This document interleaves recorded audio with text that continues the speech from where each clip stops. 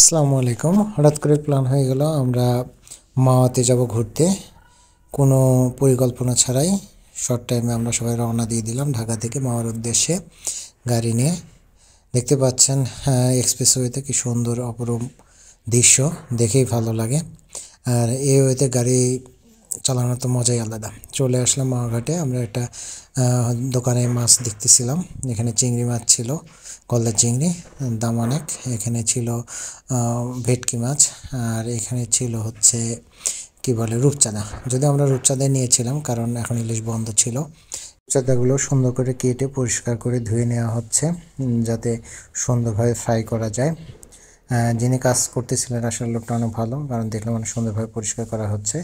তাওয়াতে তেল ঢেলে দেওয়া হয়েছে এবং গরম হচ্ছে।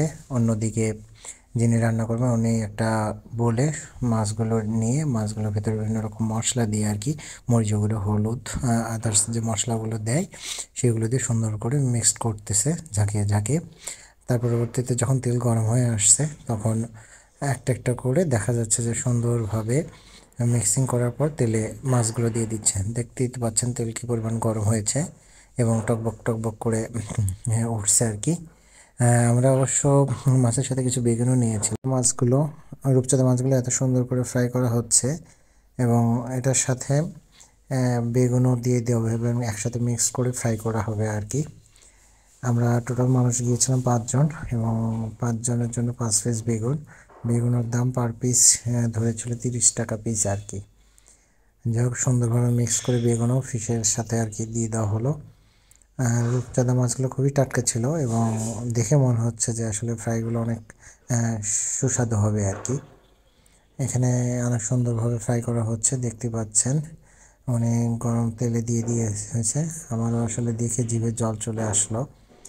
অন্যদিকে আর কি কি খাবার আছে, আমরা চলে গেলাম ওনাদের রেডি খাবার। এখানে অনেক রকম ভর্তা ছিল, প্রায় 5-7 রকমের ভর্তা। এখানে আর মাছ ছিল রান্না করা, তারপরে এখানে হচ্ছে বল মাছ ছিল, তারপরে চিংড়ি মাছ ছিল, তারপরে মাংস ছিল, গরুর মাংস ছিল এবং করলা ভাজি ছিল।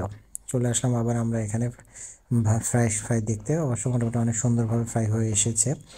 এখন আর কিছুক্ষণের মধ্যে আমাদের এটা পরিবেশন করা হবে। এখানে ল্যাঞ্জা ভর্তা করা হয়, যদিও ইলিশ ছিল না, যার কারণে খাইতে পারি নাই। আমাদের খাবার রেডি হয়ে গেছে, আমাদের খাবার পরিবেশন করা হচ্ছে। ডাল ছিল, ভাত ছিল, 2 রকম ভর্তা নিয়েছিলাম। মিক্স সালাডটা অনেক সুস্বাদু ছিল আর কি। এখানে আমি একটু মাছ, বেগুন এবং সালাদ মিক্সড করে ভাতের সাথে মাখিয়ে খেলাম। খাওয়া দাওয়া শেষ করে আমরা একটু বিকেলে ঘুরলাম মাওয়াঘাটে। পদ্মার পাড়ে অনেক লোকজন ছিল এবং এখানে ফেরি ছিল, প্লাস সুন্দর ঢেউ দেখা যাচ্ছে, স্পিড বোটের ঢেউ নদীতে পাড়ে এসে ধুলো দিচ্ছে। দেন আমরা সবাই ব্যাক করলাম বাড়ির উদ্দেশ্যে। আবার সুন্দরভাবে ঘুরতে ঘুরতে চলে আসলাম বাড়িতে। দেখা যাচ্ছে আসলে এক্সপ্রেসওয়েতে চলতে গেলে না, দেখেই চোখে শান্তি লাগে আর কি। এটা বলে বোঝানো, যারা গিয়েছেন সবাই জানেনই যে এক্সপ্রেসের ট্রাভেলিংটা কেমন। দেখতে দেখতে প্রায় ঢাকার কাছাকাছি চলে আসলাম। মনে হয় যে এরকম রাস্তা হলে সারাদিন ট্রাভেল করা যায়। দেখতে দেখতে আমরা আমাদের ট্রাভেলটা শেষ করলাম এবং আমরা ঢাকার ভেতরে ঢুকে পড়েছি। ধন্যবাদ সবাইকে আমার ভিডিওটা দেখার জন্য।